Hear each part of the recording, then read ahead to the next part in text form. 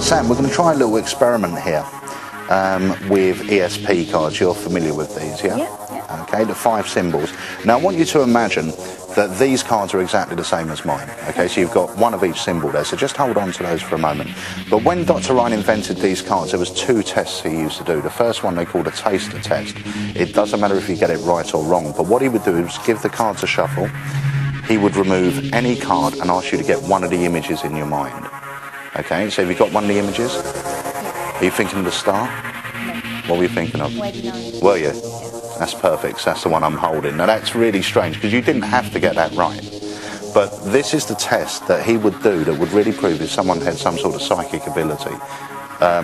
Give your cards a mix up. Don't look at the faces because I don't want you to influence your own choice in any way, shape or form. And as you go, I want you to sort of fan them in your hand and just mentally pick one in your mind, one that you're going to hand me in a moment. But before you do that, I'm going to hand you one of mine. Okay? So any one of yours you want to hand me, just touch it or pull it out. This one, okay? Now that was a free choice. There's no way that I could have influenced your choice there. Okay. If you were to take a guess what card you handed me, which one would it be? The star. The star. Let's have a look. The star, that's perfect. But remember, I handed you one as well. Have a look at the one I handed you. That's a star. Now that's a match. But if I knew you were going to hand me the star before we started, would that be a little miracle? Yeah? Have a look at the rest of your cards. Do you play poker at all? A little bit. Well, I'm fascinated by the game of poker, so I've come up with my own game. It's slightly different because you don't actually have to wager any money, but you do have a chance of winning some, which is £10. Fantastic. And there's a couple of things that's quite strange about this game. One of them is that I use 5 cards from a red back deck. Okay. So keep hold of these, but don't look at the faces. And 5 cards from a blue back deck. Now, the idea is we both mix our cards without looking at the faces. So give your cards a mix.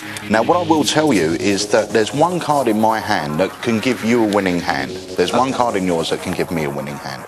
Now, the idea is if I get the winning hand, I get my £10 back. If you get the winning hand, you get to take this home. Okay? But this all happens with our minds, and it's sort of fate will determine who wins. Okay? So I'm going to hand you one of my cards, and it's absolutely anyone. I want you to go through yours face down and hand me any one that you feel. This one? Yeah. Okay, now I didn't influence your choice. It hasn't got a big tick on the back. You didn't know which one to hand me. Okay, place the card I handed you down onto the table for a moment and turn over the 4 cards in your hand. Let's see what you've got. Just turn them all over. Perfect. So you've got 2 kings, 2 queens. So if I was to hand you a king or a queen, you've now got a full house. That's a fantastic hand. Turn over, see what we got. So you've got a full house, 3 queens over 2 kings, which is great. Let's see what I've got. I've got 4 spades. So if I was to get a spade here, I'd have a flush, but your full house would still beat me. There's only one card out of all the ones in your hand you could have handed me that will make me win. And that would be the Jack of Spades to create a perfect royal flush.